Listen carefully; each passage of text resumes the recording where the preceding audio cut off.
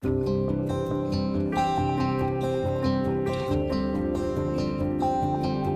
name's Mitch Jollimore. I'm a lobster fisherman from French River, Prince Edward Island, and I've been a captain for 15 years. I'm a fourth generation lobster fisherman. My grandparents have owned a processing plant and a lobster facility for 40 years. My father's fished as a captain now for 35 seasons, and I got 15 under my belt. And 6 years ago, we also bought our own lobster holding facility. Every day is different. It's a new challenge.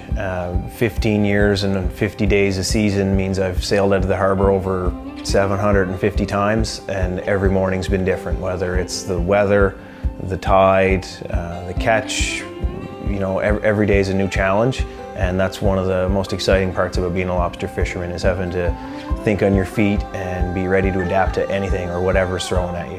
When I was a little boy, when I did go with my father, the boats weren't quite as sturdy and safe as they are now. But when I went, I would last maybe an hour and I'd be sound asleep in the cuddy almost every time. Now I get to take my sons out and they stay up for the whole day, and they're a big part of what we do, and it makes it worth getting up every morning.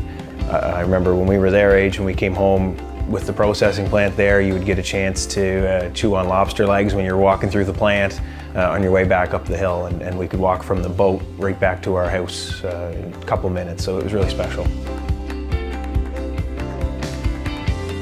So my great-grandfather Isaac was the first of our family around here, and he fished, and then my grandfather James followed in his bootsteps. And what he did, they all fished by hand with long trawls, and they would just pick the buoy up on one end and be able to pass the traps over top of the boat from one side to the other. They would clean the bait and fish them as they were going. So I mean, it's come such a long way. And I was lucky enough my first 3 seasons to fish with my grandfather. He just passed away this winter, so it was very fortunate to be able to have 3 seasons with him and learn, what he's learned. When we started, I wasn't allowed to use a computer screen in the boat because we didn't need that. But sure enough, we sailed out the first day, and as soon as we hit the bell buoy, we turned 90 degrees, sailed for 1.5 miles, and there was the rock. We lined up the lighthouse on the end of the cape, and we sailed down until we hit Donnie's Barn. It's funny to use those terms, but Donnie's Barn, we have 4 miles of bottom, and it's still there today like it was 50 years ago for them, and it's really cool to think that 4 generations of Jollimore's and many other families have been able to make a living off of certain square footage of bottom continuously, and the lobsters keep coming back. Part of what makes PEI lobster great would be the fact that they're harvested out of clean, cold North Atlantic water from a sustainable, responsible fishery, and fishermen that are very proud of what they do.